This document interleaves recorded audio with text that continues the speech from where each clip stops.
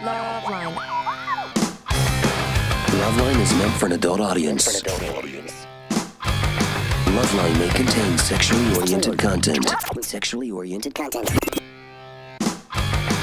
Listener discretion is advised. This is LoveLine. LoveLine. With Adam Carolla and Dr. Drew. Hey, everybody, it's LoveLine. I'm Adam. That's Dr. Drew. Phone number 1-800-LOVE-191. Dr. Drew, board-certified physician, addiction medicine specialist. And tonight, a little segment I decided to call Future Talent Kiss Ass. This is where we put guys on that we think wouldn't do this show had they not promised to come back and do this show when we had them on the first time. Do you see what I'm saying? Yes. So you're putting a bet down. I'm putting a bet down. It's on the and it's not on a long shot. Yeah. And the bet's got to come in. Yeah. As the thing accrues. Yeah. Now tonight we're talking about boxing, something that I really enjoy, and Bolo is our guest. Damian Bolo Wills. He's heavyweight, 9-0, 9 knockouts, by the way. Wow. Yeah. Every fight, a knockout, Drew. That's 9 for 9, and he's fighting this Friday at the Henry Fonda Theater, and I've been to all these. I've seen his fights, and they're fun, but you don't want to blink your eyes. He's got good pop. He's a big guy, as you can see, good hand speed. You don't see that too often. Wow. Yeah, but say hi, Bolo. How's it going, everybody out there? Bolo is, his trainer is my trainer. Uh-huh. Although his trainer, trains him like he's going to do something, and me just talks to me about Bolo the whole time. Right.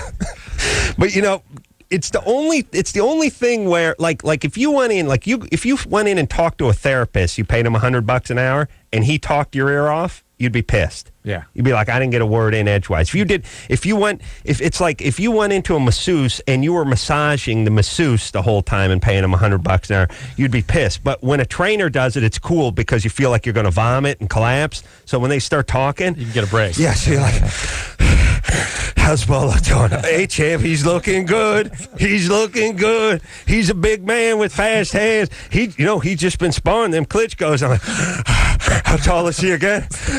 He's 6'4", 6'5", 250 pounds, all muscle. When's his next fight? Glad you asked. You sparring with this guy? Yes. We're pointing. Drew never gets tired of doing bantering. I'll go back and explain it. Pointing at a cardboard cutout of Vitaly. No, let's see. Which Klitschko is that? That's Vitaly. I think that's Vitaly. Life size, too. Vitaly Klitschko, who he was sparring with. He's also been sparring with Layman Brewster, who was in here, who's a WBO champ up in Tahoe or Arrowhead or wherever the hell Big Bear. You got to go up there for altitude training, Drew. We got it. You got to get that. It's the thin air. Makes your lungs tough. That's what De La Hoya does. Yeah. What I do to toughen up my lungs is I smoke. I don't need any altitude training. Just toughen them up. Bust the filter right off that cigarette and just smoke them Camels 2 at a time. Toughen that lung up. Inhales a little paint. Yeah, I'll huff some copier toner or something. Got to toughen them. It's really the equivalent to you doing a sit-up and a guy hitting you with a medicine ball in the stomach. You huffing that copier toner while you're smoking a cigarette. Sure. Toughen them lungs up. So, Bolo. Yeah, 9-0. So up-and-coming heavyweight, basically, is why we're having him on the show. And I think that Bolo could be the next heavyweight champ of the world. Wow. Thank you, Adam. Yeah. Well, I have a lot of confidence in you. Yeah. You're the toughest actor I've seen around. Really? Yeah. Really? What do you have to say about the Ace Man? Because a lot of people don't know he's a softball and he's really fast. And if you've seen him and you didn't know he was Adam Carolla, you would think he was a fighter in the gym, actually. I've seen him spar with Layman Brewster before. God bless you. God bless you. He did good. He did good. It's funny when you see him on television, you think he couldn't be an actor. Maybe he must be a fighter. No. Yeah, oh, how dare you, Drew? He could beat down all the rest of the actors. That's what I love about Bolo. See, he's keeping it real. Yeah. So Bolo's got to fight. Now, I'm going this Friday, and I've talked about this on the air before, which is Los Angeles is kind of missing a scene. You know what I mean? I mean, we're all about Nobu and these hoity-toity restaurants. Lots of homos hanging out, drinking apple martinis. martinis, but we don't have a steak joint and a fight night. Right. You know what I'm saying? We don't have, we were talking about this last night. We don't have a Little Italy in this town. Right. I feel like if we got a Little Italy, everything would get cleared up almost immediately. We'd start having Friday night fights and clubs. And it's one thing to go. Everyone wants to go to these super fights in Vegas and sit 70 rows back and look at the Jumbotron. But I'm telling you, going to a club type fight, and this is at the Henry Fonda Theater. It's this Friday, and sitting up there, and it's you don't know anybody's on the stage except for Bolo. Everyone else is just a bunch of guys that are hanging drywall during the day or slinging hash, beating the crap out of each other for $60. But it's better that way. Yeah. And people are drunk, and people are screaming, and there's chicks with huge asses holding up ring signs and shaking their ass. One of the round girls was so drunk she fell over last time. Yeah. 2 times. Yeah. Oh my God. She, here's the problem. They wear those huge stripper wedgies, and the ring has got a little foam rubber under the canvas, and a couple of shots of Grand Marnier, the stripper wedgie, and the canvas on the ring. It's a deadly combination. She wasn't expecting that. Yeah, plus you're holding your hands over your head, and you're a little tipsy. Boom, she went down like Bolo hit her.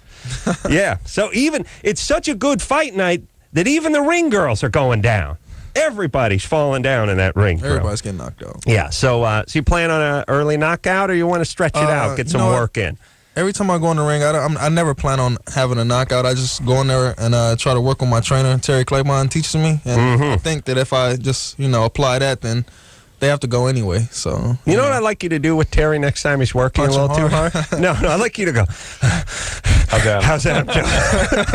I tell you what, champ, he sucks, but he pays on time. He talks about you all the time. What it really is, yeah. That's what I want you to know. I want you to bug him about me and see if you can catch a little win. Because if you can get a guy talking, he'll start talking for a minute, and you should try that in the ring on Friday. If you get tired Friday night in the ring, just say to the guy, like, hey, what's going on with Terry Claiborne? See if we can get him talking about something. They all would have knocked me out. Well, they want to, but they can't do it. That's the thing. And how tall are you? I'm 6'4". Yeah, he's big. Yeah, and let me tell you the thing about Bolo too. It's not that sort of pumped up steroid big. It's just big. Solid. And that the thing about boxers is you want that sort of natural. You want the guy at his natural weight, not an inflated weight. There's a fluidity to it. There's a hand speed that guys with who've been working out at the gym too long to try to get that size don't have. Right. It's a certain fluidity. I don't know what it is. Yeah, but they lift weights. They can't even tie their shoestrings. Yeah, it's the same way. There's certain sports like tennis and stuff. It doesn't seem to work. Right. The skill sports.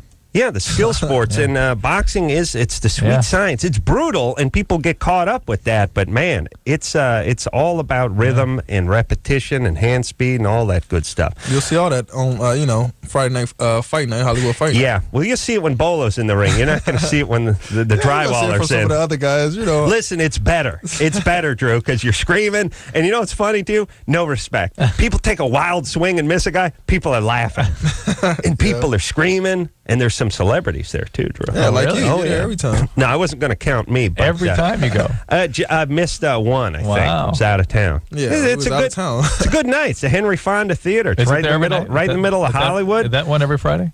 No, it's doing it every other 6 month weeks, or something like that. That's the site. That's the site. Yeah. That's the site now. Like booze is flowing, lots of hot chicks. Fights, and by the way, guys dress up like it's some kind of players' ball, too, when they go to the white guys wearing bowler caps with striped suits and silk vests.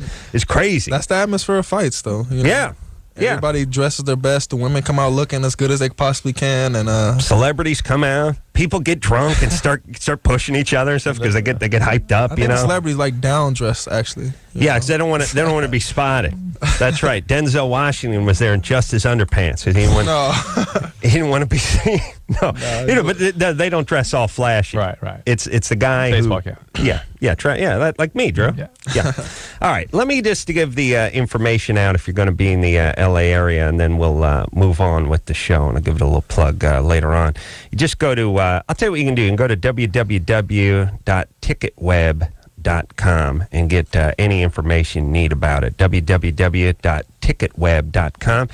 Have some fun, see some fights, and don't bother me. I'm going to be there, but I'm going to be up front with the Wayans brothers, schmoozing. And what Adam says, if you come up to me, he says, beat it. No. You come up. I had a girl come. He might want to fight you there. 16-year-old girl come up to me at the Best Buy and say, "What'd she say to me, Drew?" Oh, she Are said, you as big an ass person as you are on TV? and I And just he said, didn't even look up. He said, beat it. and she ran, crying to Drew. And she went, you are. And I said, beat it. Come on, Bolo. You know me. I'm a nice guy, You're right? the greatest guy, man. Yeah. I've known you for a while.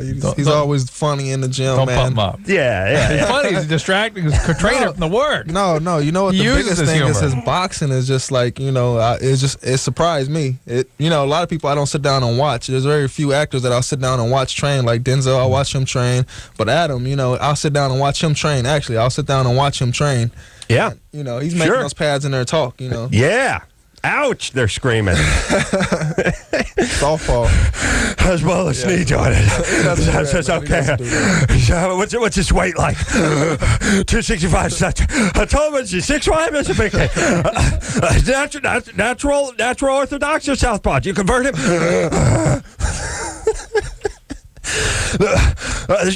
Shrouded term. Is that written on parchment papers? Yeah, that's what I do. I make small talk, Drew. I'm going in tomorrow, so I come up with a list of small talk before we get in there. It'd be nice. Use your gift of gab. Sydney? Yeah. You're 20? Uh-huh. What's up, baby doll? Okay. I've been dating my boyfriend for 3 years now. Mm-hmm. And it's always been a constant problem. And I finally got through to you guys and kind of want to get your opinion. He's the only guy I've ever been with, so I don't really know myself. What is the constant problem? Okay. He has a curvature in his penis. Mm-hmm. And I was thinking about it. I'm going to say it's about a 20 to 30 degree curve. And where in the middle, the tip? Just the entire tip. thing. Sometimes you can get a hockey stick. Oh, really? That's actually what you get from complications of circumcision. Oh, really? It pulls right over that side. Wow. Yeah. Oh, that's bad times. Yeah, this is more. Unless you're Canadian. Then it's kind of cool to have a hockey stick in your pants. Yeah. Yeah. Well, they asked for it. Ladies, look at this. The parents signed up for that. Yeah. Put the tape on the end of it, tape up the end, just like the hockey stick. All right, so where's it curve? In the middle? It's just like the whole thing. I think he went to his doctor, and one side grew faster than the other side, is what it seems like. Well, no, it's that one side gets a scar and it pulls over to that side. Oh, okay. Well, Now, it's not going down, though. It's going to right or left, right? it's going to his right, and it also, another thing about it, it kind of twists at the same time. Oh, man. It's like the ultimate roller coaster. So if he goes down too fast, you'll spin around and slide to the left. So the problem is Oh, he's got to kill himself. No, come on. That's the only advice, Drew. let's talk to her. Is the No. advice ever just kill yourself? Remember, Dr. Alter can repair these kinds of things. How's the size? How's his size? Has he got anything to work with? Well, has he got anything to spare is really the question. wait, what do you mean? To operatively repair these kinds of things, basically they pull back the long side.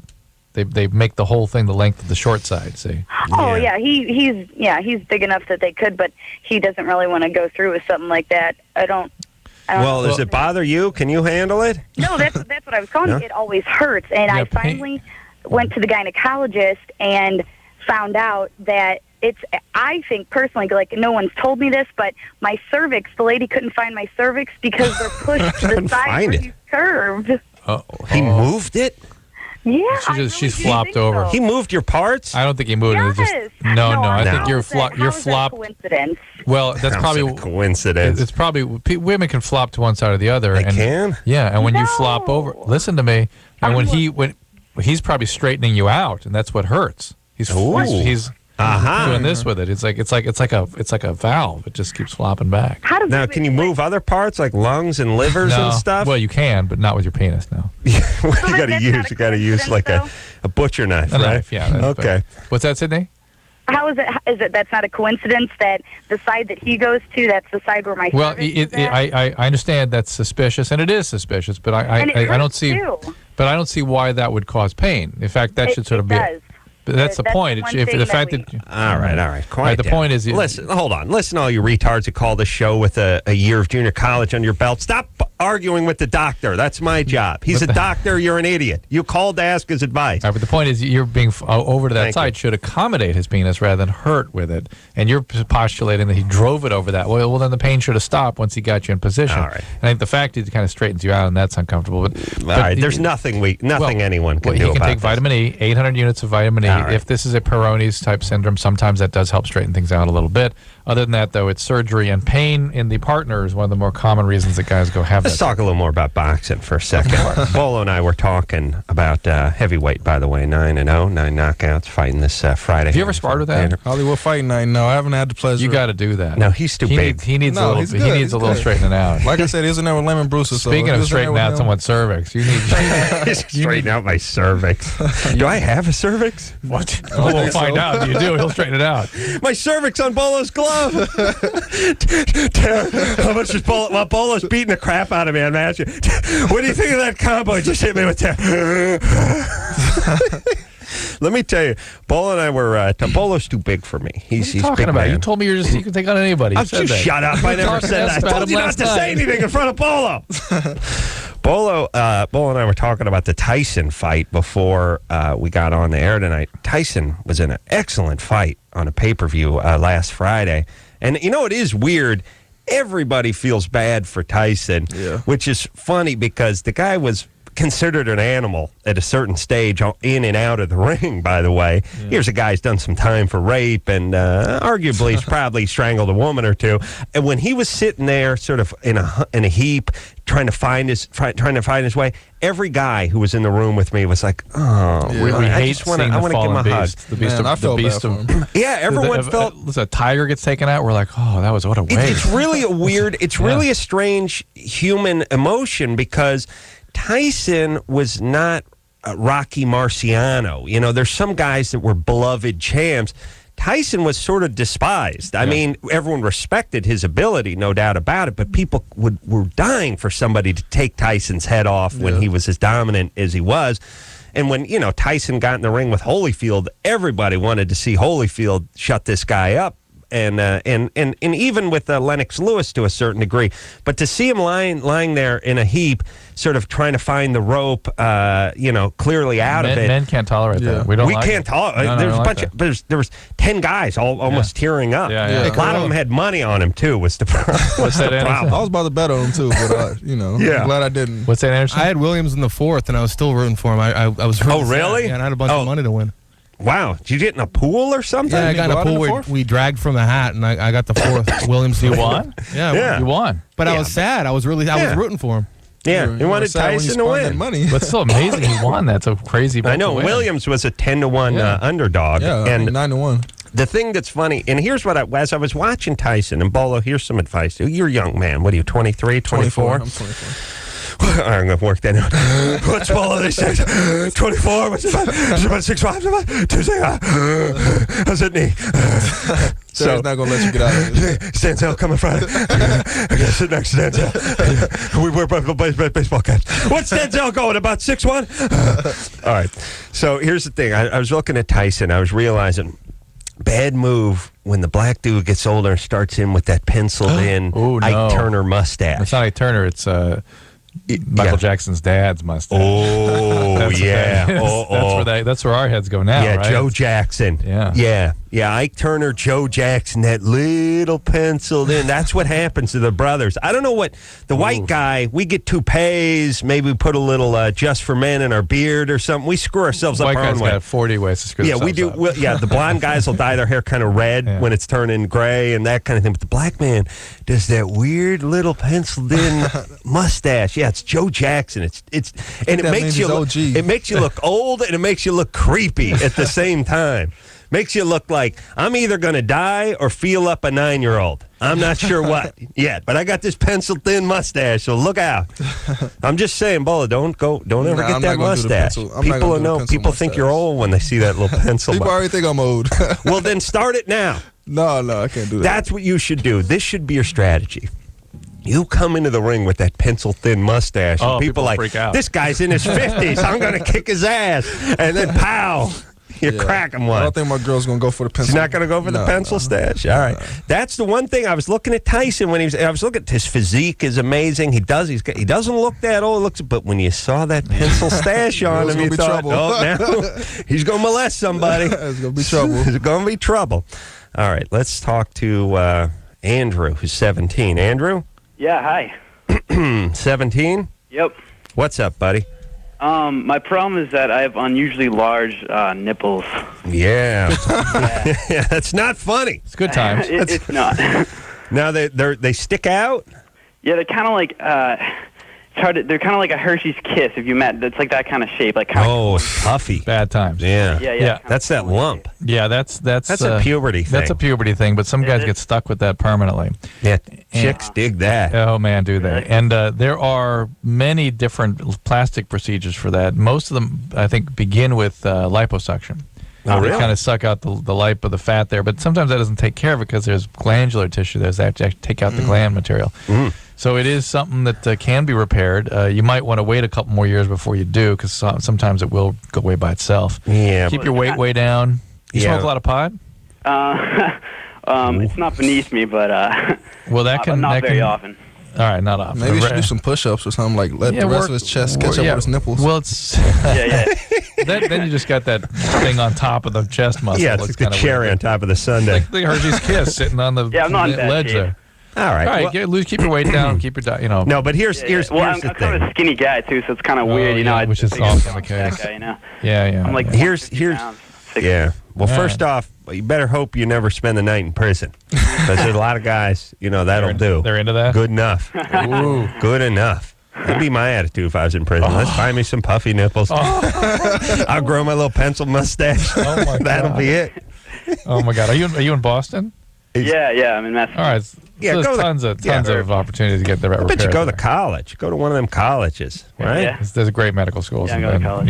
Yeah. No, I Where are you mean, going to school? I'm not sure quite. Yeah, I'm looking at Vassar. All right. No, listen. Here's the thing. Here's the Williams, reality. have you said? What? That's a chick school, No, right? no, Williams is a good school. No? No. All right. What would he go to college for? That's what Adam asks all the time. No, he's going to go to college to Right. get an education. And he's going to go to a university. And he's going to go to university to see about getting his nipple Nipple I reduction. thought you were suggesting like he go on those Girls Gone Wild videos or something. Yeah. You could also make a few bucks, yeah. You just pull that shirt over your head and then go, I hope my dad doesn't see what I'm doing. Dad, wait I'm till sorry. somebody throws the beads at you. Yeah. Get some beads, yeah. Go down to New Orleans for, get some beads. All right, Andrew? Yeah. You'll be You're all going to right. have to get a surgery, though. Well, probably. Probably. You might wait a little while, but yeah. All right, but let's just talk about genetics over here for a second. He's, Bolo's over here. He's 6'5". Andrew's over here. He's got the puffy nipples. You need glasses. I got one of my balls hangs down lower than the other. And the other one hangs out still very low. One's 3 feet, the other's 4 feet. Right, exactly. Here's the thing. That's how God made us, right? Yeah. And Now you can monkey around with it these days. yeah, but I'm not going to take any multivitamin and do some push-ups and fix myself. You need a scrotal lift. I need more. I need a forkal lift. Yes. To lift the scrotum up. Yes. The point is he wants to fix those puffy nipples. He's probably going to have to go under the knife. Yeah, probably have to do something kind of drastic. The genetics are such that sometimes it is only during puberty that it becomes noticeable. Mm-hmm. Kind of settles down after that. But he's 17, wrapping that up. Mm-hmm. Usually it's gone by 15, 16. Yeah. I think you should do push-ups. I was just thinking. I can't help stop thinking about Michael Jackson's dad, Joe Jackson, and that like this guy's got to get. He's got to get like a publicist or something. Like, listen, buddy, you can't pluck your eyebrow so it looks like you're surprised all the time. Lose the penciled mustache and the weird earring. You're 7-year-old dude. People are accusing you of goosing your son when he was 5. How about you put on like a nice Bill Cosby type sweater and grow your hair out a little bit and let the eyebrows run a little wild. You know what I mean? Like, yeah, you're looking like what people are thinking you are. I really believe that how people deal with their hair Yes. has an emotional basis to it. Whether you pluck it till it's, you pluck your eyelashes out or be crazy. Look how sane I am with these huge brows. I know you got caterpillars sitting there. And you go crazy patterns with your eyebrows, or whether you're doing things with your beard and the mustache, or what you do with your hair. Yeah. I think it all has What about Bolo's got the cornrows? Yeah, I got the very braids stylish. going on. That's Good right. answer, good answer. Some ass. All right. Damian Bolo Wills is here tonight. It's going to be at the Henry Fonda Theater this Friday. I'll be there, too, getting drunk. Always in the house. Always in the house. Wedge between one of the Waynes. Always get a little confused because 14 of them show up at the fight, and they're like, hey, Marley, and it's the sister. Oh, that was embarrassing. Well, they're all rangy. They're all tall, all can box, too. Muscular. They can box. They can tell a joke. Oh, yeah. I'm going to be there. Damien's going to be there knocking a guy out about 10 o'clock. Their father Drew does not have a thin mustache. No, I don't think he does. No. Drew can't be there because wife won't let him out of the house. We'll take a quick break. We'll be right back after this. 1-800-LOVE-191. Call LoveLine.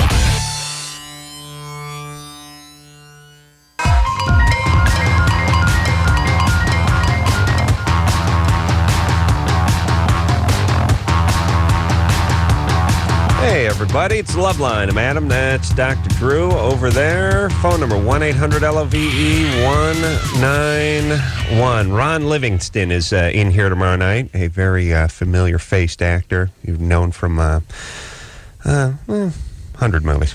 You know him if you see him. Yeah. So if you're not going to see him, maybe that's him. Office Space. What other movies he been in, Anderson? Think of anything? Office Space. You love Office Space. He's been a ton of them, though. Yeah. Tonight, Damian Bolo Wills is here tonight. Damian is a heavyweight. He is 9-0 with 9 knockouts. Damian is a friend of mine. His trainer is a friend of mine. And I'm putting him on tonight because Damian's fighting on this Friday at the Henry Fonda Theater. And that is in the middle of Hollywood. And I'm going to be there. And it is...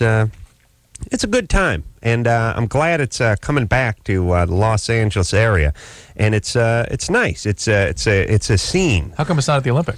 I don't know why it's not at the Olympic. Actually, it's probably not at the Olympic because the Olympic is probably too big a venue. I mean, no offense, but the Olympic probably holds 10, 12,000 people. Oh, really? It's that? I never knew it's that big. Pretty good size. Wow. Okay. Yeah, I mean, I'd like to look into it. It's better because there's 500 people here, maybe 800 tops, but it's intimate. It's a club. Got it. Yeah. It's like the difference between seeing a band at an amphitheater and seeing them at the club. Right. You know what I'm we saying? train in Hollywood, so we like to keep everything in Hollywood. Well, that's what I was thinking. It's cool that it's in Hollywood. Yeah, we keep it. It's right there on Hollywood and Gower, so it's like right in the neighborhood at the Henry Fonda Theater. You can get tickets at ticketweb.com or you call 323-845-1425. And it's a scene. There's celebrities there. There's drunk chicks there. Everyone puts on their best. It's nice for me because it's near my house because, I tilt the feel. I get a little drunk. I bet with the guy next to me. It's a good time. And then Bolo closes the show. Comes in. Knocks this guy out in a couple of seconds, and then we get to go home. Then we go to the after party. Then we go to the after party. Yeah. That's when Adam takes on the Captain Morgan. That's when I start boxing my demons. All right. Let's get to the phones and speak to Chris, who's 25. Chris? Go ahead. What's happening, Yes, Chris? go ahead. Oh, I'm sorry. All right. My girlfriend, we're together, and she wants me to go down on her, give her oral sex, but I have like a kind of a crack in the side of my mouth. Mm-hmm. Yeah. And yeah. Well, is it crack with a sore forming around it, or just the crack? Well, he put it there with the playing card. I see. She smells. Yeah, he don't want to go down there. just a paper cut. Yeah, smart.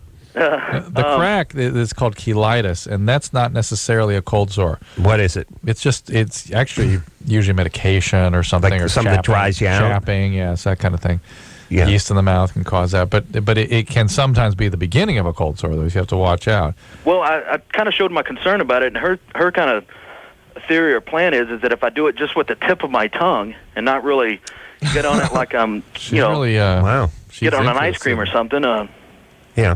All right. So are you down with that? You okay with that? I mean, I guess work. it'll work, but No, that will not work. That will not work. Well, it'll work. This is bogus. I know. It'd work for me, though. I mean, if I was on the... You know what I'm saying. Yeah. No, it would not work. If you're having viral production, it will get all over your tongue. Yeah. Yeah.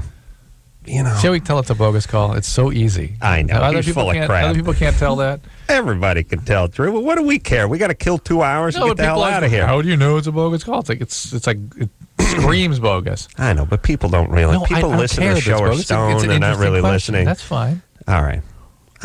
I'm just. Yeah. What? I'm just saying. Yeah. No. I mean, he wasn't faking an injury, was he? No, bogus. Yeah. Yeah. All right. There you go. Yeah. Talk to Danielle. Daniel? Oh, I mean Daniel. Sorry, buddy. It's all good. Yeah, it's spelled differently. You're 15. What's up? I wanted to talk to Drew about becoming an addiction medicine specialist. And you're 15. You're 15. Yeah, I mean, You got a couple.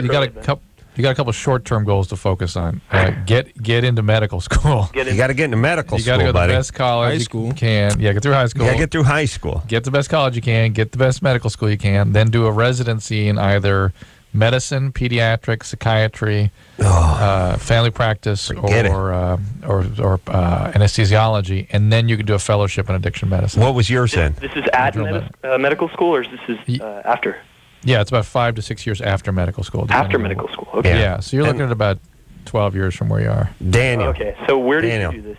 Just I listen to me. did it at, Listen to me. Where did Hang on, you I do went it, to Amherst Drew? College, then University of Southern California, and then University of California Hospitals for my residency. And then in my day, I started working in addiction medicine like 15 years ago, and so I got what they call grandfathered in. So I was already practicing it.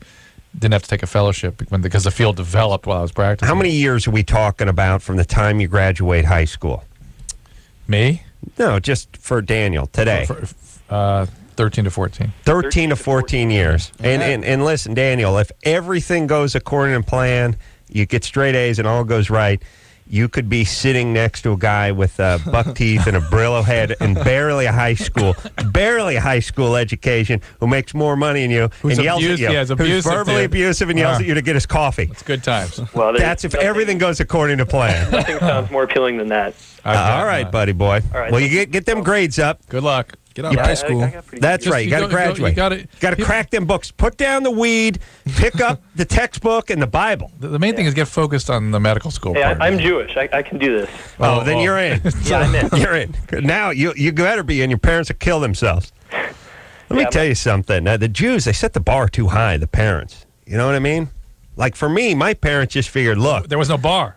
there was no bar. The bar was on the corner. They figured I'd just be watching a TV set up in the corner. Yeah. I mean, my parents were. See. Let me tell you something. I'll tell you the reality. Tell me a I'll secret. tell What are you you what goes talking on. about? Tell me.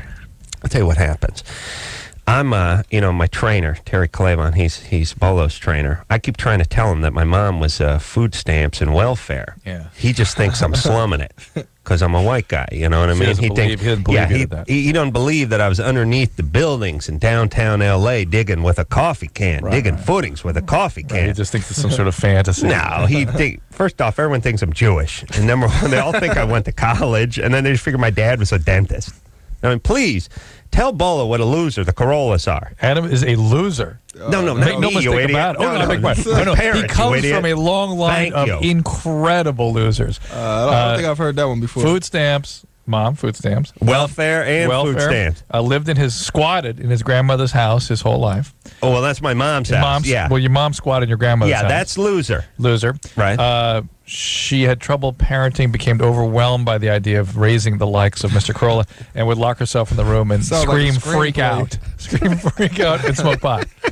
and his dad left the scene when he was 8 and married a ball-busting woman who banished Adam to the garage, which they turned into a room with a cement floor, no running water or a bathroom, and had him crap into a popcorn tin. Decorative popcorn. Decorative, mind you, with a lid. As a toilet. As a way of managing Actually, that was his my excrement. idea. I understand. You had to get by. It's like a Civil War prison or something. Kicked me out of the house at 18 and a half. And then he launched immediately into an illustrious career of carpet cleaning, and then figured he needed to move up that ladder, went on into digging ditches with coffee cans. I'm getting depressed now. And then knocking out asbestos and drywall. That was when you're really moving along. He's one of the boxing actor contenders out there. And now look at me. But all that aggression from all that pain's got to come out through the boxing. Literally a millionaire and now. Literally a millionaire and taking it out on I think I've seen him hit Terry a few times. Terry's not listening. He's not even here. He's probably on the telephone somewhere. For God's sake. I know. For him. He told me to tell you guys, poundforpound.com. You could also get your tickets there. That's right. Yeah. Go to that fight I Friday night. expected to move him to tears with that story. What is going on? I'm so mad. He don't He's always on the listen to me. telephone. That's what He's always on the phone. He's on the phone It's when your life story. We just told. He holds the punch glove with one hand. He talks on the cell. He talks to Denzel Washington on the other with the cell phone. And while I ask him how Bolo's weight's doing. Boxing's the only sport. It's almost gay. You never heard guys talk about weight so much. How's his weight doing? How's Bolo's weight? He's 262. How's Bolo's knees? How's his knee? How's his figure doing? His love handle's doing good? How's that six pack? How's his weight? How's his weight? A lot of guys, you never heard more obsession with weight. Guys, you know what's crazy too, Drew? Yeah. They've been doing this thing in boxing now where they weigh the guys in. They weigh them in the day before the fight, right? Mm-hmm. I mean, it's about 24 hours before they get in the ring. And they've been doing the weigh-in time and the actual fight weight now. They finally started weighing them as before they got in the ring. Guys that are making weight at 148 are coming into the ring 163, 165. Yeah. Crazy leaps. I know, it's 24 hours. It's not a week. It's not 3 days. It's guys that are trying to make weights at like 154, 148, coming in 163, 165. That's because those guys are pressured to come in at like 145 or something like that, and they just starve themselves before the fight and don't drink any fluids. It's all fluid. Don't eat. They take a bunch of diuretics too. They probably do all kinds of stuff. I don't know. But I can tell you, I mean, they're doing everything but trying to, take their tattoos off with an eraser. Right. I mean, these guys are shaving their eyebrows to try to lose an ounce, and they literally put on like 14 pounds in a course of 24 hours. That's the only way to do that. That's fluid. That's fluid. Only way to do this that. Is not a 210-pound guy. Yeah. It's a 150-pound guy putting on, 10% of his body weight. Then after the weigh-in, you go and eat. They finally get to eat after starving themselves for about 3 days, not eating anything for like 3 days, drinking as little water as possible. That's the pressure they put on themselves for fighting at welterweight and middleweight. That's why Bolo just goes heavyweight. There's no weight limit there. Pizza. You go into 255. I like the guys when he fought last fight was 237. This time he's 309. Wow. But he says he's in great shape. I always love that. I always have to make weight, or I'm gonna have to hear Terry. He's gonna. You would like to be high 240s, low 250s. Right now I weigh 245. Oh, that's good. That's light for you, right? Yeah, that's real life for me. All right. See, that's his Tinkerbell at 245, Drew. All right, we're going to take ourselves a little break. Bolo in here tonight, future heavyweight champ of the world. And just don't. Here's all I want to say, Bolo. You're gonna start winning some fights. He's 9-0 now with 9 knockouts. You're gonna be 28-0. 29 knockouts. Oh yes, that's what I predict. That's when he's going to come back. Here's what you're going to do. You're going to get a posse. You're going to get 75-inch rims for your Escalade. You're going to lose everybody. You're going to Terry Claymon down the road, firing everybody, managers, girlfriends. Everybody's gone. Parents not talking to anybody anymore. Out with the old, in with the new. But you remember who put you on this show, right? Well, see, the good thing about Terry is I've been knowing Terry since I was like 3 years old. So I know, but he's gone. Soon as you're 10-0, he's gone. You got to get up with a dude with like a big pinky ring and that pencil mustache. But here's the thing: I don't care about him. You come back on this show. That's what I'm saying, because that's the deal. We're laying the groundwork. Yes, Drew? Yes, Adam. Now, Drew won't be here. You'll never see him again. We'll have gotten rid of him by now. I'll take his place. That kid who called in is going to take his place. Dr. Bolo. We'll take ourselves a little break. We'll be right back after this. Dude, you got issues. Call LoveLine. 1-800-LOVE-191. Hey, everybody, it's Adam. And I'm Dr. Drew. Here to talk about Axe deodorant body spray. Yes, sir. You spray that on, you give Stink the axe.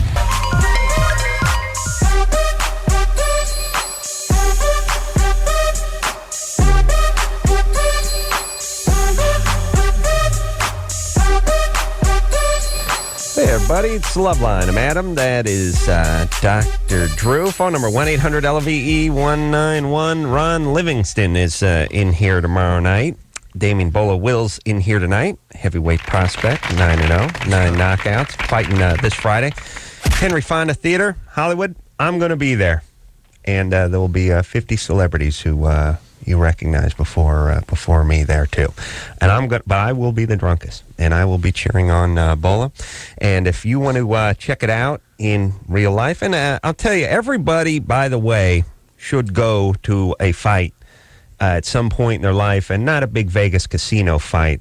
I'm talking, you don't want to squeezed in between Sly Stallone and Donald Trump, you know what I mean? Where you're sitting there between the everyman, where I'm wedged in between the Wayans brothers, you know what I mean? Keeping it real. In Hollywood. In Hollywood. Club style thing. People, moms getting pissed and jumping in there and whacking them with a slipper. You know what I mean? That kind of stuff. Yeah. Ring girls drunk, falling over. Really getting knocked out. Really getting knocked down. Novelty knockdown. People yelling. And when a guy swings and misses, people laughing. Ridiculing. Yeah, nothing better than that. And by the way, too, small venues, the fighters looking out into the crowd saying, hey, that's the dude from White Chicks. Waving at him. That's when they get knocked out, waving at the That's during the fight. Saying hi and stuff. It's crazy. It's a good time. Guys going out in the ring wearing a Holiday Inn bathrobe and stuff, the marker, Sharpie written a name on it, misspelled on the back, wearing slippers, like keeping it real. Our gang. Yeah, it's good times. Anyway, you want to check this out, you just go to www.ticketweb.com or call 323-845-1425 this Friday. I'll be there. Drew will not, so that's how you know it's good. Drew, you got to come, man. His old lady won't let him. Oh, you got to bring her. No. You guys have a great time seeing somebody get knocked out, man. Yeah, Drew. Or seeing somebody get their ass kicked. Why should Drew pay to watch you knock a guy out when he can just watch himself get his ass kicked by his old lady every night when he comes home? He want to see someone get his ass kicked, he look in the mirror. Well, you know, you see what I'm that saying? might not happen that night. No, it'll be fun. All right, let's go. Let's break it down, Drew. What do you say? Get a hand in. Yeah. Let's help some kids. Let's heal some babies. Right, what do you say? little... Let's break it down now. Yeah. Yeah. All right, here we go. Jumping on the phone. Talking to Tiffany, who's 15. Tiffany? Hi. What's happening, baby doll? Nothing much. Me and my boyfriend, we've been going out for 7 months now, and I found out through a friend that he's been cheating on me. Mm-hmm. What does that mean, cheating at 15? Well, she's calling from Oakland, so it anal. It means anal sex. Yeah. Oh, that's messed up. But anyway, yeah. No, not yet. No, what does it he's mean? not saying yeah. No, what does it mean? He's having sex, right? Yeah. At 15? Well, he's No, 33. He's not 15. Oh, how old is he? He's 19. Oh, you don't know. No, he's going to jail. Get That's rid of this too guy old. anyway. Get That's rid of too this guy. old for you, Tiffany.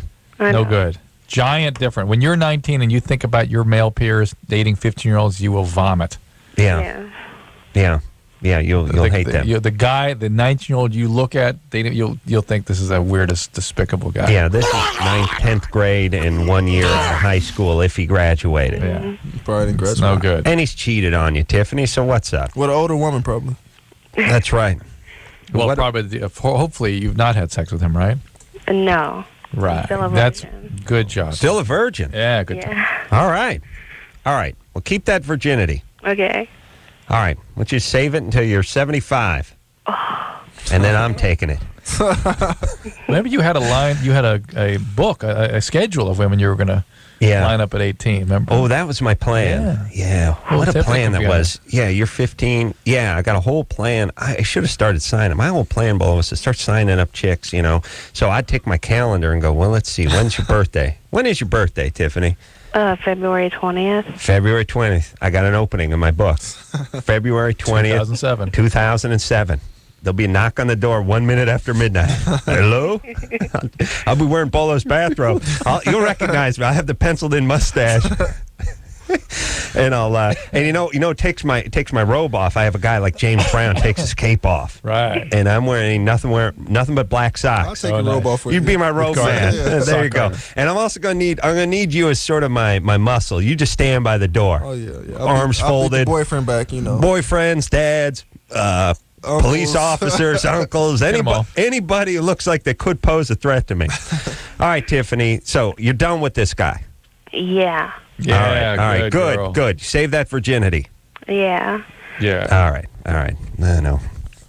There's nothing more attractive than a 19-year-old guy cheating when you're 15. So tantalizing, so tempting. Oh, if I could only make him love me. Oh, I'll win him back. I'll show him I love him. Everyone, I'll be the queen bee if I've got a 19-year-old male attached to me. Right. Don't do it. Lucy, Yes. you're 16? Yes. What's up? Okay. I think I have like a mental block problem, and I can't like self-satisfy myself. Really? I got a mental problem, but it's the opposite. You can't stop. I cannot stop.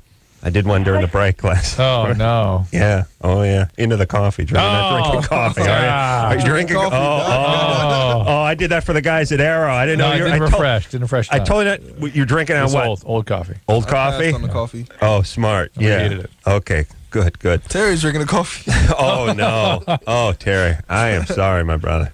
That will not happen again. All right. We got to take a break here. We do? Yeah. All right. Well, Lucy. No, we'll talk to her. All right, we're going to talk to Lucy. Interesting question. She's calling from Wisconsin. She's 16. She cannot pleasure herself. We'll figure out what that means and what the block's from. It's an interesting topic, really. Okay. All right. Bolo here tonight. Up-and-coming heavyweight fighting this Friday. I'm going to be there, Henry Fonda Theater. I was just going to keep him for the first hour, but I like Bolo. You know why?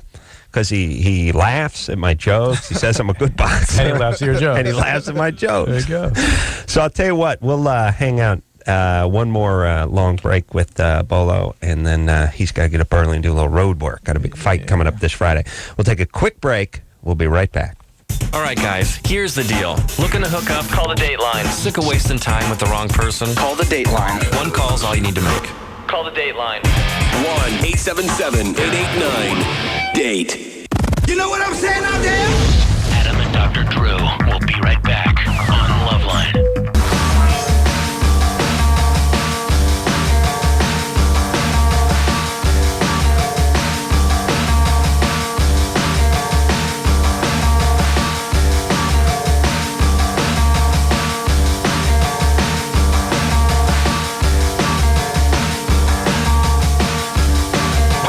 Hey, everybody. It's LoveLine. I'm Adam. That's Dr. Drew. Phone number 1-800-LOVE-191. What's the matter, Drew? I was going to write a note to myself to look back on the web for my ticket, where today, apparently, I think my trial by declaration occurred. Drew's fighting the man. He got a ticket, and he's fighting it. Horrible, ridiculous entrapment. Yeah. And Fight it said something about court date August 3rd when I look it up on the web, and I don't know, nobody notified me to be in court. I'm assuming that means my declaration comes up on today, August 3rd.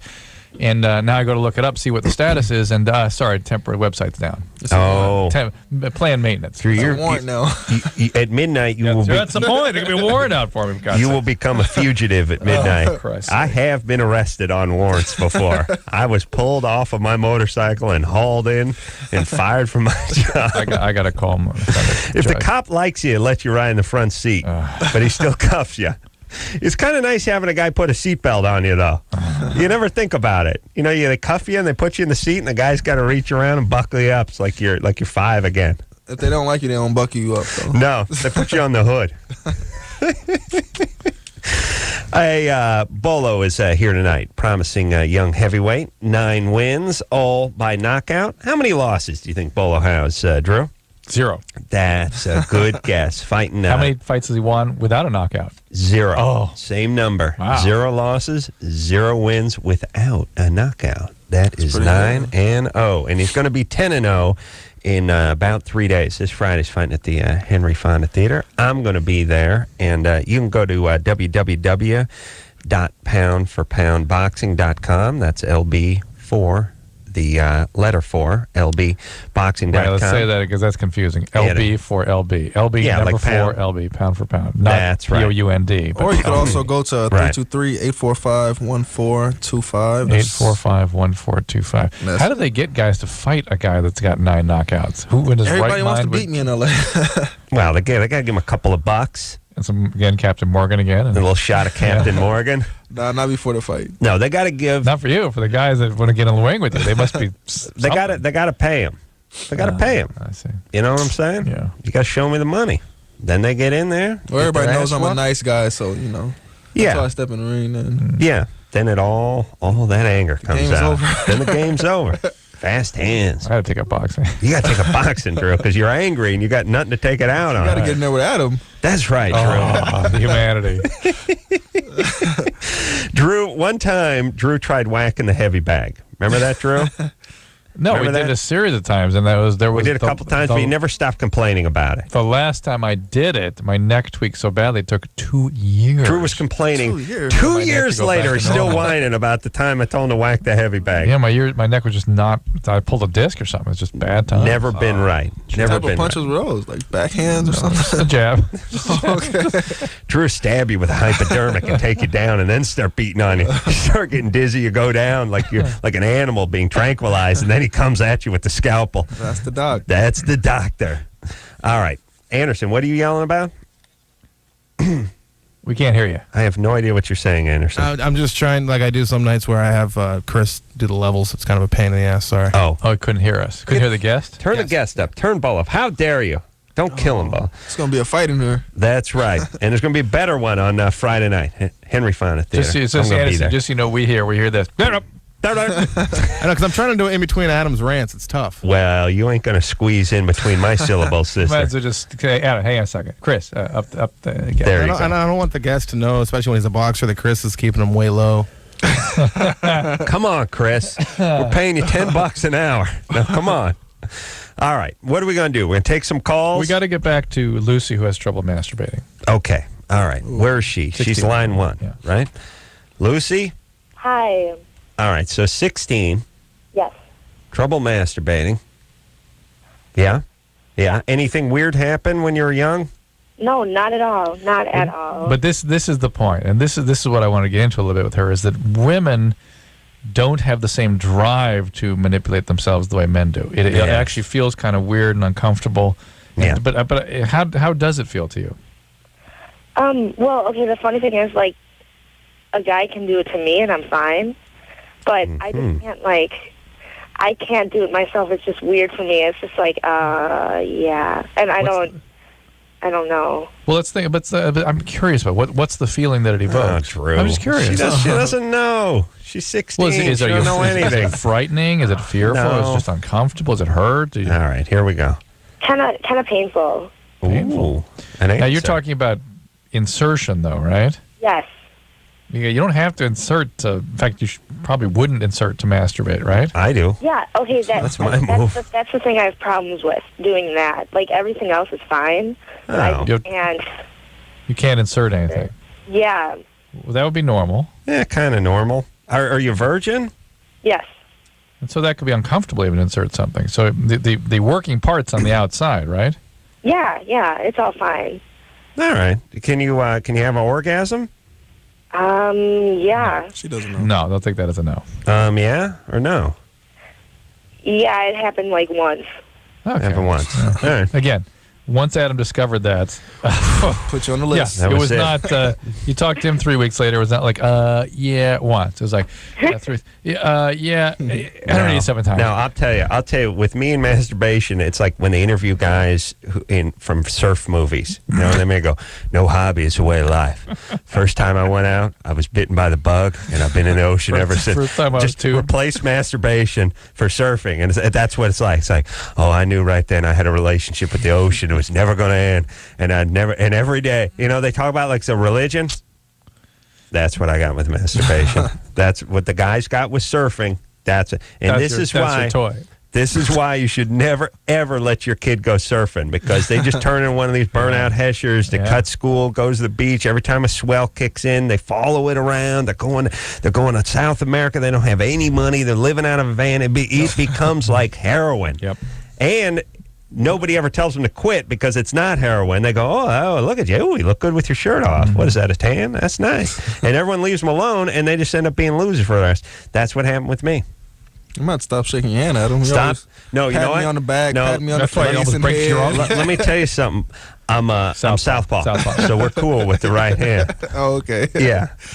We're cool. That's where you developed that big knot that was in your left hand, huh? Yeah. Oh, you didn't tell me that. That explains it all now. I had a huge knot in the palm of my left hand that Drew tried to stab with a syringe and drain once, but nope, to no avail. That was overtime. Oh, that was brutal.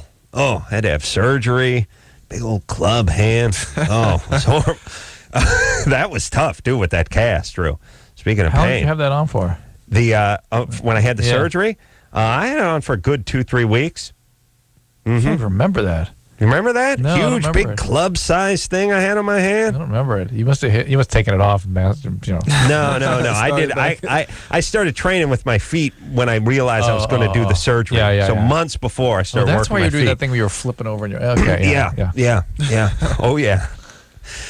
Oh, wait a minute. We're done with Lucy, right? Lucy, Who are we going to talk to?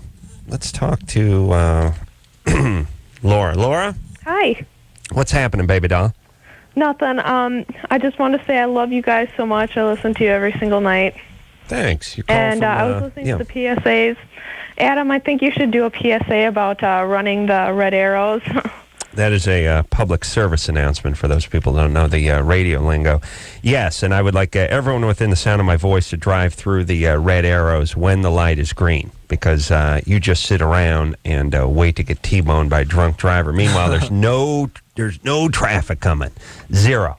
We should all be left alone to do this. This is the greatest and freest country on the planet, yes? Except for all the laws that infringe upon those. That's right. To protect That's the freedoms that infringe to protect. Laura, you got any? Yeah, Drew's mad at the man because he's trying to fight his ticket. Yeah, you have a ticket like Mr. Drew. Hey, you got a Laura, did you have a question or is just statement? Yeah, actually, okay, I'm a student. I go to school in St. Paul, and I live there too. And we don't have a lot of green arrow or like left arrows and stuff. What school do you go to at St. Paul? St. Thomas? No, I go to Hamlin University. Hamlin University. Okay. You ever heard of that? Nope. No. I don't know what schools are in St. Paul. That's the only one I know. All right, go ahead, Laura. But we do have a lot of the signs that say no right turn on red.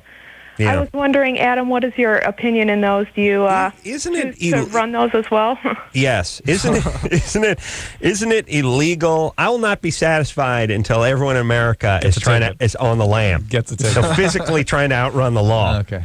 Because here's the thing too, they don't spin in Minnesota. They'll probably spin you out. It's like NASCAR. L.A. We got too many lawyers in this city. If you try to outrun the cops, you just get to drive until you run out of gas, and then you get to walk to another car, fire that up, and keep on going. I mean, there are low speed pursuits that started in like January that are still going on.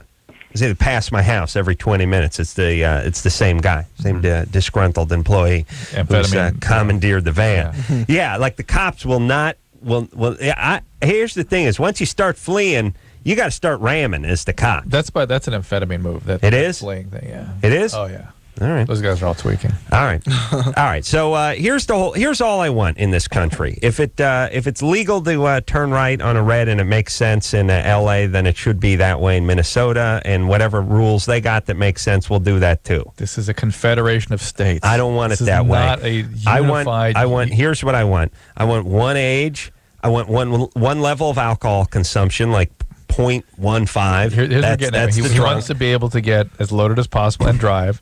That's right. He wants to be able to go to any state and have sex with a young woman and 13. Know it's okay. I like the 13. You become a woman. Yeah. You become a woman these days. You want to know that you can go through. I want to buy fireworks. I want to buy fireworks in every city. Cool. I just say all I'm saying is let's just figure out what we can do and what we can't do, and just have it everywhere. There we go. That's all I want. Well, and I'll tell you, Bolo, when you start traveling, I like to have a nip at the airport. You know what I mean? Calms my nerves before I slide up into first class, you know. This is your biggest complaint. I want the bars open all different times at all different airports. LAX, it's like 7 a.m., but JFK out in New York, it's like noon. I'm just saying, we got to pick a time, because when I need a Bloody Mary at 8 a.m. and I'm in New York, I need a Bloody Mary. I'm just saying, if I got to start carrying a flask, I'll start carrying one, but I need to know. Start carrying your own alcohol. I'll start carrying like a Boda bag filled with Smirnoff. All right, let's talk let's get it going now. Yeah, come on, Let's focus. Adam. Let's go. Let's get this show back on the road, all right? Let's go now. Anyway. All right, Bolo, let's focus now. Eric? Yes, sir. You're 26. I am. What's up? I'm going through a thing with my wife. We're kind of talking about divorce at this point. Mm-hmm. And I had an ex-girlfriend that I saw in town here recently, and she's wanting to rekindle what we had. My wife and I, we fight mostly about she doesn't think I like her family and vice versa. And I don't know, I'm just kind of wondering if this is, should I go ahead and try to give it one more chance, or should I walk away and kind of with a clean break? Or do you have any kids? No, we don't. What do you mean walk away, a clean break? And how did the ex-girlfriend get involved with this? What does that have to do with the clean break? Well, I don't know. I guess that's a wrong term, but it's just, I just saw my ex-girlfriend. Hold on a second. Let me explain something, because there could be, Bolo's younger, and there could be an ethnic barrier. Rekindle is white for booty call. Oh, okay. That's what we call it. We don't call it booty call. Yeah, I didn't know what he was talking about. We say we want to rekindle the relationship. Oh, okay. That means you come over hit at that 4 a.m. drunk and hit that ass and then stagger back home again. We like to rekindle. Well, rekindle. I'm getting a BJ in my car in the Target parking lot at 3 a.m. We're rekindling. Well, it's interesting you went down that path, because I went back and forth on Eric here. At first, I was thinking to myself, if I were talking to his ex-girlfriend, I'd be going, no, don't go back. Right. Then I softened to him. Ooh. Then I thought, maybe. All right. So, Eric. Yes. You and your wife, by the way, arguing over who likes whose family less or more doesn't seem like a deal breaker in a relationship. So what's up? Yeah. I guess I recently got put on Zoloft, and my sex life has kind of died down a bit. Oh, he's on drugs. Mm-hmm. Now we don't believe you. Yeah, now you're Why going, don't you believe bogus. it? Why? Because that has nothing to do with why a relationship would end, especially when you know that's what's around your sex life. Then you'd go to your doctor and say, and what about all that rekindling you're planning on doing? With the ex-girlfriend, exactly. Yeah. All right, now we don't believe you, Eric. Adam. I'm going to send Bolo over there. He's going to give you one Bolo punch and send you to an early grave. Now listen, Adam. All right. Adam, I'm sorry. Can I just all right, what do you something? want? No, you already said enough. No, I just want to say that I think you're a comedic genius, and you always bring up your game. I saw you on Stern. Yeah. You always bring up your game. Like when you have Tina Fey and Jay Moore, and you it's an A++ game you bring. That's right. You always bring A game, but you pick it up a notch whenever. Right. When you hear me on Stern, it's A++, right? It's excellent. Yes. Thank you. See, let me explain what young Eric is saying. By the way, what an American! As bogus callers go. As bogus callers go, I love this bogus call. What he's saying is, just like in the fight game, Bolo, sometimes it takes a great opponent to bring out your best. I understand. A lot of guys only fight to the level of their opponent. I know just the level. Now, I sit here with Drew night after night and engineer Chris. It's like staring at groupers in an aquarium. What? I'm not going to dance. It's just big eyes swimming by real slow, everyone's mouth hanging open. I don't have to impress anybody. But when we get another comedian in here, it's time to show them who the true pound-for-pound champ is. And when you go on Stern, it's time to let everyone know what's really going on. You see what I'm saying? Turns it up. See, I bring it up. What he's saying is he's lazy on this show. Lazy. I'm lazy, but all greats can take it to another level, which for me is one above lazy when another comedian comes in. See what I'm saying? I step it up, Drew. I ratchet it up. Yeah, I know. Just when you thought I couldn't get any greater, I surprise you. Yeah, you wake up and bring it on. That's right. And that's what, now here, unfortunately, that might not happen with Bolo on Friday night. he may just have to dispose of the guy in the first round. He doesn't have to worry about. He doesn't have to worry about that. The reality is, when I see both, I'm imagining one of those Popeye punches where the guy flies out and goes into a grave and a flower comes. He does that. He lands on my lap. He spills my drink. Adam likes when I get the blood on the shirt. So yeah, blood, sweat, snot flying around. Good times. Little semen. Oh, that was me. That was me. That's me. That's me. Them ring girls. When I see them fall down, boy, it gets me going. Heather? Yeah, hold on a second. There's I got to say, there ain't nothing better than a drunken ring girl. It's just something exciting about a drunken ring girl. They don't drink no more. We don't let them drink no more. Oh, really? Yeah. That's a big mistake. I'm going to have to talk to Terry about that. Terry didn't like that. Ring girl is not quite, it's somewhere between, it's not porn star, but it ain't Victoria's Secret model either. And it's, you want to know which side it's a little closer to? Porn star. Yeah, it's a little bit. Long nails, got that small the back tat sometimes. Hot, but will bite you. You know what I mean? Like working for drinks. Good looking, working for drinks, looking out. Who's that? The Wayne's brothers? Who's that guy with the Brillo head? Get out the way. Let me see the Waynes. That's what it is. Look at Denzel wearing his Detroit hat. I'm out there out of breath. What do you think Bolo's way? Here you go. Before Bolo leaves, we got to do Germany or Florida. All right. Now this is. Let me explain to Bolo what this game is. This is a game that is sweeping the nation. We have figured out that all bizarre stories either come from, well, actually, Jimmy Kimmel figured it out at the writer's table many months ago, and I just ripped it off, which is all bizarre stories. All them crazy-ass stories you hear about. They either come from Germany or Florida. So the people call in, they ask us the question, they tell us the story, and then we decide, is it Germany or Florida? Go ahead, Dana. Hi. A woman's been arrested for biting the head off a friend's pet python. The wheelchair-using woman was with a group of friends when the incident happened. The 46-year-old asked if she could hold the python and then told the group she was going to bite its head off. When the snake's owner turned around moments later, she saw the reptile dangling from the woman's hand with its head missing. While she didn't see the incident, her boyfriend, who was watching from nearby, told police he saw the woman bite the snake. She told the officers a dog had bitten the snake. She lied. Yeah, she's been charged for. All right. Yeah. Well, it's nice to see the handicap showing that can-do attitude. You know what I mean? Yeah. A lot of people just stay in a wheelchair. She's in a wheelchair and bit the head of a snake off. Fascinating. You know what I mean? I didn't hear that part. She's in a wheelchair, right? Mm-hmm. Yeah, she's handicapped, What a good Drew. listener. Wow. Yeah, well, that's my job. So here's the thing. My first impulse was Florida. I heard Florida. snake. You're still in Florida? I'm still in the Florida zone. Really? You don't want to go to Germany? I don't think they have snakes in Germany. They don't allow them? Well, tell me about the Germany. It could be a little snake. It doesn't have to be python, we think of a 9-foot snake. Could be At least. Baby python. Could be baby Florida. python. But I hear... That'd be more Germany.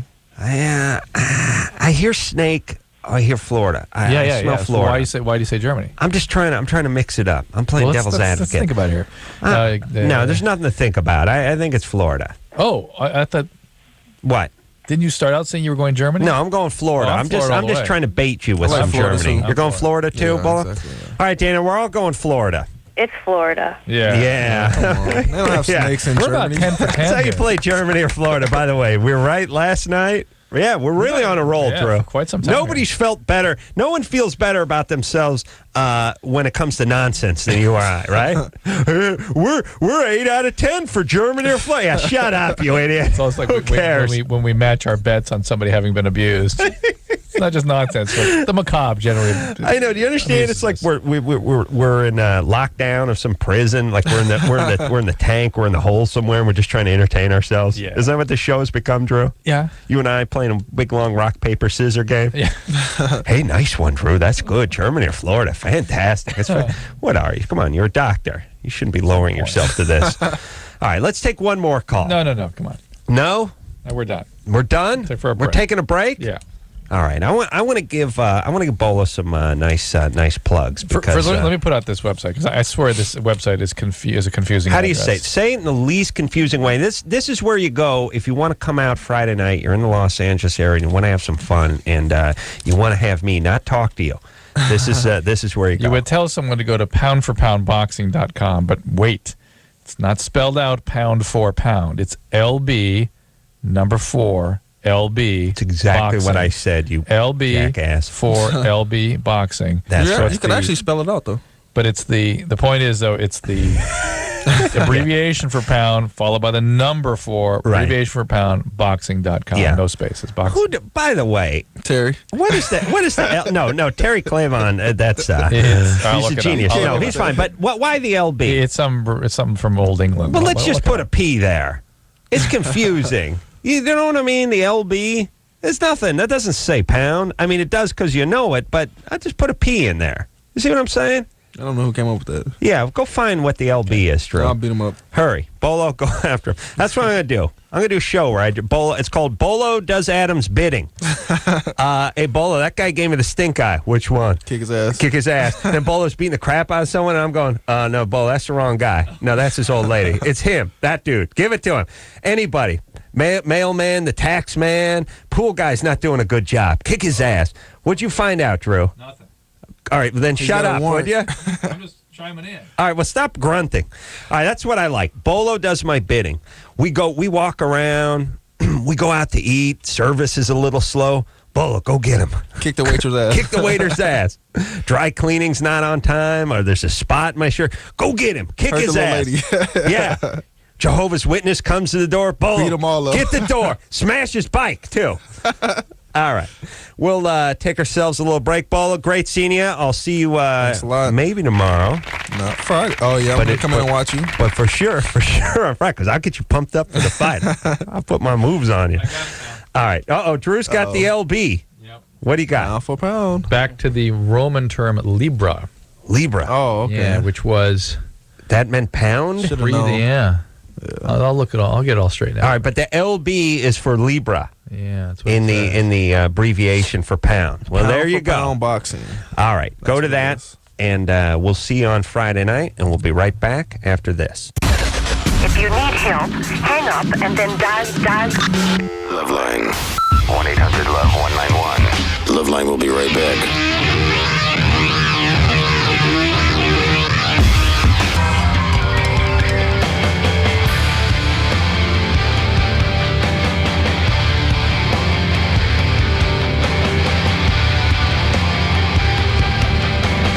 Yeah, everybody. Did you save that up for Bolo's departure? You just let out a huge fart. That wasn't huge.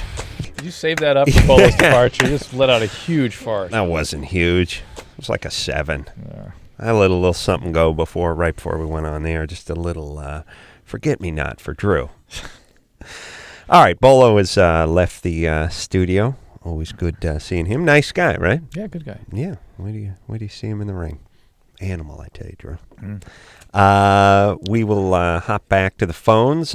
Drew went on the internet and looked up why the LB symbol is used for pound, as in pound for pound boxing. Yes, Drew? And it goes back. I said it on the air. It goes back to the Roman term Libra, Libra. Mm-hmm. Then apparently this little history site said that it was to distinguish the abbreviation from the pound sterling money, which was a fancy L. The British pound. Yeah, or the French. Well, who else has pounds? British pound. I have no idea. Somebody else had pounds. Anyway. Listen, I barely know what we have. Yeah. I really do. Yeah. Like, once in a while, people will be like, that's a lot of Jeffersons. And I'll be like, what is that, the $8? What is that, $2.50? Which one is that? Is there a Jefferson? Does he have a bill? Is that a quarter? What's he on? You know, this is basically... If you want to know how retarded I am, no, I've handled. I don't. I've handled millions of $5 bills in my life. Don't know who's on it. I have no idea. You do. I wouldn't know Of what's. course No, you I do. don't. I don't. Come on, that's impossible. Is it impossible that I don't know what's on the $5 bill? Yes. Really? Give it a shot. You want me to really give it a Just shot? give it a shot. Think about what's on the back. I'll give you a hint. The back is a pyramid with like an eyeball on it. That's the $1 bill. That's the $1 bill. The back is a. But what's on the back is a monument to the guy in the front. Oh. Yeah. All right. There you go. There you go. Now I know. Now I know. Here we go. This is it. I'm gonna go with Walter Payton. I'm going to show you the back. All right, show me the... No, don't. It's unfair. Drew, put the money back.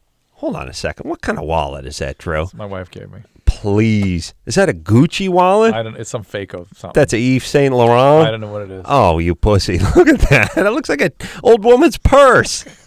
Chris, you see this wallet? Look at this thing. It's great. He likes it. Listen, you need something made out of leather with a chain on it. It's all right. Really, it looks like you might as well carry Who's a on purse. the $5 bill? Okay, I'll start carrying. All right, okay. Lincoln. Thank you. Yeah. You recognize that? No, Lincoln's Monument. No, I only recognize Lincoln's Monument if you get up close. Yeah. Because you see him sitting there. Yeah, I see him sitting there. Yeah. But you got this, right? I got the picture of Lincoln. Okay. Yeah. 20?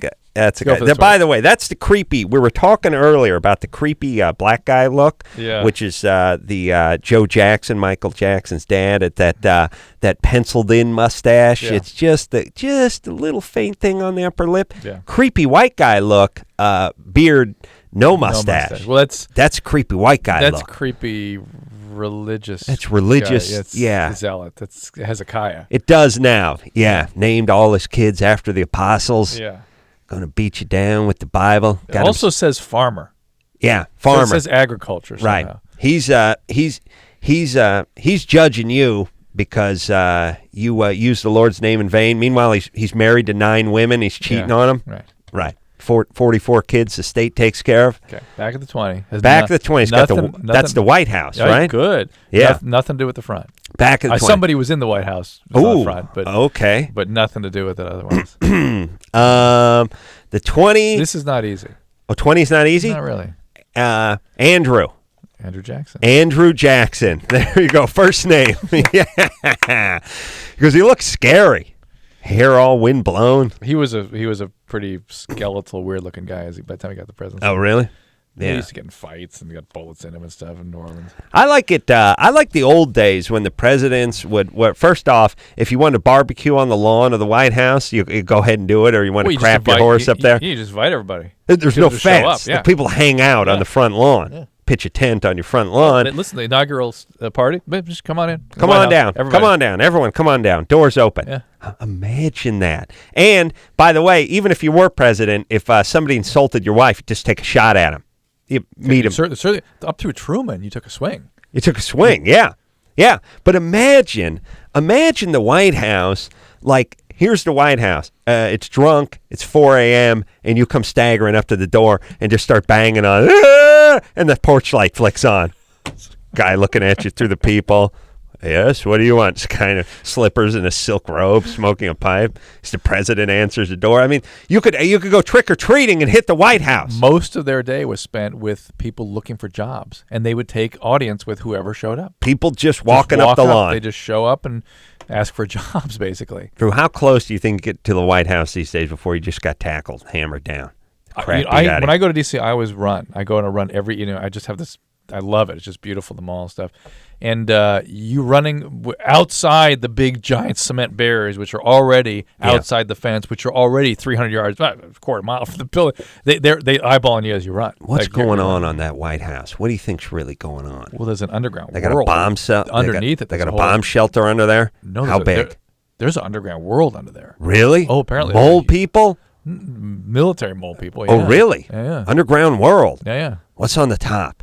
Old ACAC guns and stuff like that? An old building where Lincoln used to live. Think there's stuff on the roof, though? I'm sure. Something to shoot a plane down? I'm sure now there is. All right, and then what's underneath? How far?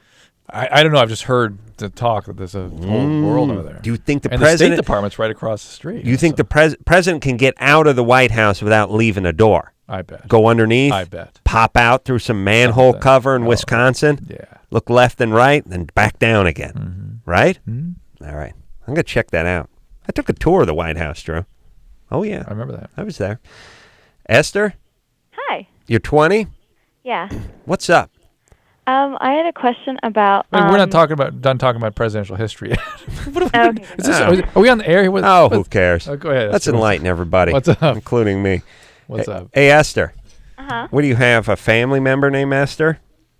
No. It's a biblical name. Jewish. I got it. Oh, it's one of them Jewish things? Yeah. Well, I'm not Jewish. It's just from the Bible, so. Queen Esther. Queen Esther was a butt kicker. Let's talk about biblical history. All right, true. Yeah. Sink into the Talmud next, would you? All right, what's the question? Let's go. Let's talk about vaginas and bent penises. Here we go. What's up, Esther? Well, I had a question about the morning after pill. And Dr. Drew, I think you said that that it only inhibits ovulation a couple days ago. That there was some publications, a review. I brought it with me, and it was actually in a women's health journal for physicians, where they were finally taking the position that the overwhelming evidence suggests that the only real mechanism that this uses is suppression of ovulation. There's speculation that maybe it affects the way sperm gets to the egg. It may affect implantation, but the overwhelming effect is by preventing ovulation, just the way the overwhelming effect of the birth control pill taken before you have intercourse is to prevent ovulation. So it's not an abortion pill. My point has always been that any oral contraceptive, any hormonal contraceptive, could have a finite effect on implantation. So theoretically, any oral contraceptive could be taken issue if you are strictly anti-abortion. If the implantation issue is so profoundly set in your mind, then you got to get rid of all hormonal contraceptions, not just the morning after pill. And that's a viable position. I understand people take that position. But to say the morning after pill is the bad pill, that is not a defensible position. Yes. Yeah. I'm pro-life, and I am against oral contraception. Okay. And Holy mackerel. What? Well, you're against oral contraception? Yeah. Because of the... Hold on a second. Let me explain how my... what you just heard. Let me explain. Here's how I work it. You're adding some weights. She's 20. She's calling from Sacramento.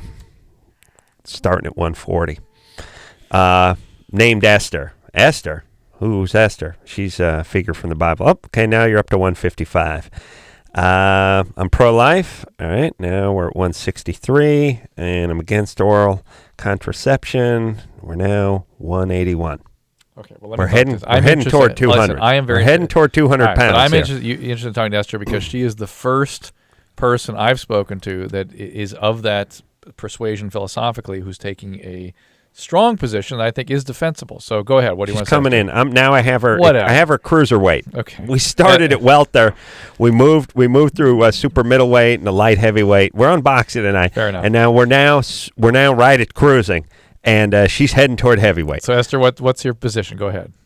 Okay. Well, actually, I didn't mean to say oral contraception. I meant to say anything with progestin in it, because isn't that what causes the thinning of the uterine lining? Well, hold on. I got to shave some pounds.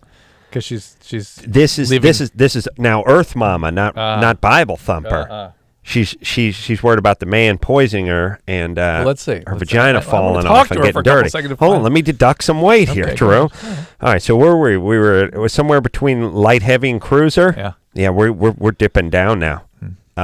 Could be in a free fall. We're going. Unless she says Wiccan. We're going junior middleweight now. All right, let me talk. Oh, if you go the Wiccan religion, now we're up to super heavyweight. All right, Esther, listen. But let's at least say this: you're against hormonal ingestion that could even have a theoretical possibility of impairing implantation, right? So you're against IUDs. Yes. And you're against any hormones that could have been. And really, I thought she was against it for now physical problems. No. She's philosophical. I got to tack the weight back on again, so Drew. So Esther, I would say philosophical. What is it? Well, I've just seen a lot of evidence that life begins at conception. Oh. Yeah, it's a philosophical point. Now we're well over 200 pounds. Yeah, it's a philosophical point. And if you really believe that anything that could get in the way of an implantation, anything, then you have to say the only really means of contraceptive that somebody should use would be a barrier. Yeah. That's really it. Like one of those things out front of the White House? Yeah, the cement big barrier. Cement barrier. What's that, Esther? I have a question why you think it's philosophical and not scientific. Well, because I think in the interest of prudence that it's reasonable to take a finite risk with the implantation issue. How much that you're going to end up with so many abortions and so many unwanted pregnancies if you don't, in the interest of prudence, allow people to try to get their ovulation suppressed. Yes, I think it's a philosophical point. Let me explain. And by the way, how much you weighing, Esther? How much do I weigh? Yeah, 130. 130. There you go. She's 3'6". This is Esther. Esther is a smart and interesting caller. We've never had. I can't stand it. So. Are you attractive? Tell me you have a hook nose and one brow, please. No. Oh. All right. Let's get rid of her. No, Esther. So what is it you'd like to say? Since you have a first time I've talked to somebody that wants to take the philosophical position that it's all bad. That's fine with me. We can agree to disagree. Yeah. Well. And by the way, I agree with your philosophical point. I just think in the interest of prudence, all right, now it should allow it. All right. Esther's point is that life begins at conception. Life begins at conception. Which is, by the way, a very viable position to take. Even though many organizations don't take that, the reality is that's a point that everybody can agree something new is happening.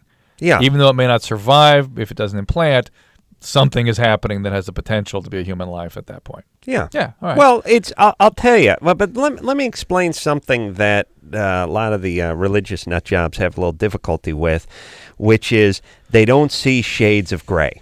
We've had this conversation before, but it's been a while, which is there's nothing more majestic than a 500-year-old sequoia redwood tree, 8 foot wide at the trunk, stretching up toward the heavens. And if that tree gets toppled, it's a tragedy if some logger comes in and hacks it off. But when that thing's a sapling, if some tourist backs over it when it's 6 inches off the ground, would you call it a tragedy?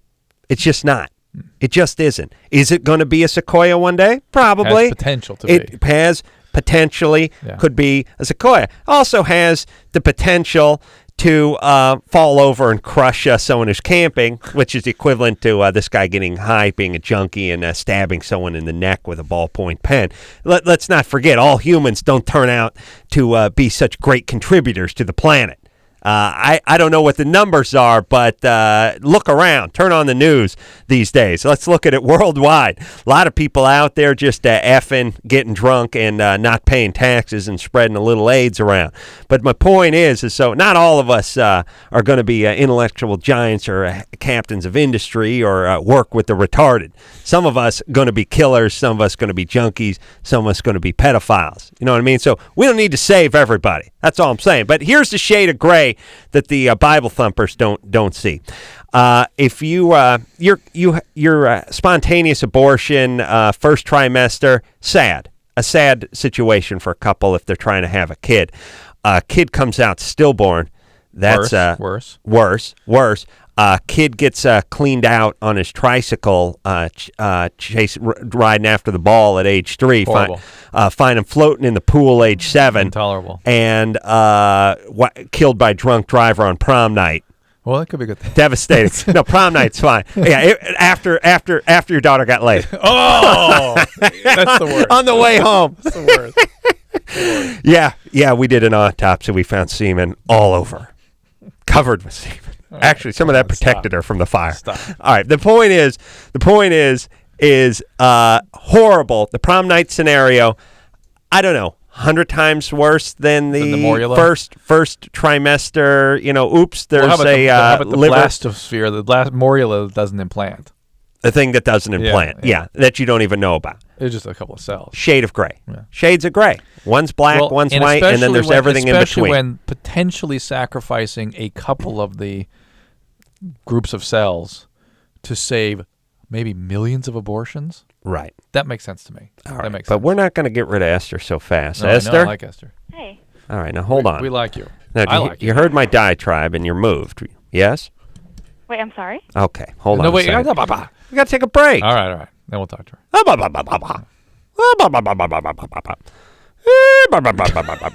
Are you a doctor or like a Scooby-Doo? All right, let's focus, Drew. Super chicken. We'll take a quick break. I'll give one last plug out for my main man, Terry Claiborne, over here before we go to break. But then that's it, Terry, so you can turn the radio show off. Because you ain't going to hear no more plugs after this. You go to www.poundforpound.boxing. I'm sorry, www.poundforpoundboxing.com. You get those tickets for this Friday night, and I'll see you at the Henry Fonda Theater. We'll take ourselves a quick break. We'll get back and argue with Esther after this. Thanks. LoveLine will be right back, so get your problems ready. Drew, how much money? Ridiculous. 3, 2, 1, and go. Hey, everybody, it's LoveLine. I'm Adam, that's Dr. Drew. Forget about that phone number. Ron Livingston is going to be in here. Fine actor, Ron Livingston, tomorrow night. All right, no, we left off. Did we really got to talk to Esther? Yeah. All right, let's hurry. So, Esther, what is your final statement? Final statement, I'm just saying that if we don't know when life begins, I think we should give the benefit of the doubt to life. Let's say it is at the point of conception. Let's say it is. Is it worth risking the possibility of a few of those balls of cells to save millions of abortions? But if it begins at conception, then hopefully abortion would be illegal altogether. But let's just say it does. And let's say that using hormones might sacrifice a couple of those balls of cells, and it might prevent 1 million later-term abortions. But do we even need to do the... I'm just saying. Stay with me, Esther. No, and no difference between the 200-foot-tall sequoia and the mini little 2-inch sapling sticking out of the earth? To you? No difference between those two things? The difference in that just one's bigger in size. All right, so no difference. Yeah, so it's all right. This is a philosophical position, and you want to defend it. It's what you call retarded, it is. No, it's actually the only fully defensible philosophical position you can take. The rest of them are all BS. Well, this one is good philosophical. No, here it is. It's like taking it's like taking some iron ore and me yelling that could have been a Ferrari. It's like, no, it's just the ore. No, it's a little different. It's things that are definitely going to have the potential to definitely be. And they have the potential. Well, the iron ore has the potential to be a Ferrari. It's not definitely going to be, but the kid could be born with no heartbeat or 5 ears, or like one of our callers with a penis that reaches around and pokes him in the ass. Sammy was 15. Sammy? Yes? What's happening? Nothing. What's the question, baby doll? Well, all right. This happened about 2 weeks before I got out of school. Mm-hmm. And, I was in a... That would have been what? Let's say she got out of school. 2 weeks. 2 weeks before she got out of school. What day is she got out on July 28th, so it would have been about July 15th or so. Two Fridays ago. Yeah, okay. Go ahead, Sammy. All right. Well, I was hanging out with these guys. I think there's 4 of them. Mm-hmm. And me and my friend, I was at her house and we called them up and we went over there. Today, Junior? Come on, baby. All right. And then I decided to drink. Mm-hmm. You decided to drink, or they busted out some wine coolers? Well, no, I was drinking some Coors Light. Mm-hmm. Because that's like my favorite beer. Anyways. What is your question? All right. Well, we all, I guess, they... All right. Okay, that's good. Hold on a second. You got to turn your radio down, by the way, because... I don't think her radio's up. Oh, no, I think that's just her. No, you got to turn the radio down, turn your brain up. I could hear it in the background. Listen, Sam, you had sex with 2 of the guys? Yeah. Okay. Well, you're 15. Yeah, and then the next night, I went out with my sister, and I did it again. With 2 different guys? And now, everybody's just, like, disappointed in me. If we had more than 5 seconds, which is all we have, I'd bet on this one. Right. Do some gambling. All right, Sammy.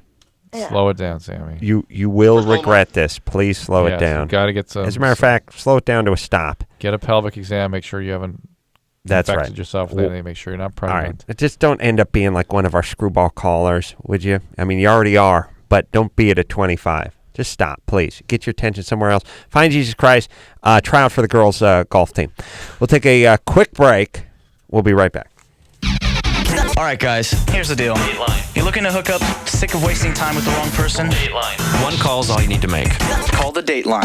877-889-DATE. Call the Dateline. Oh, yeah. Everybody now. LoveLine will be right back. This hour brought to you in part...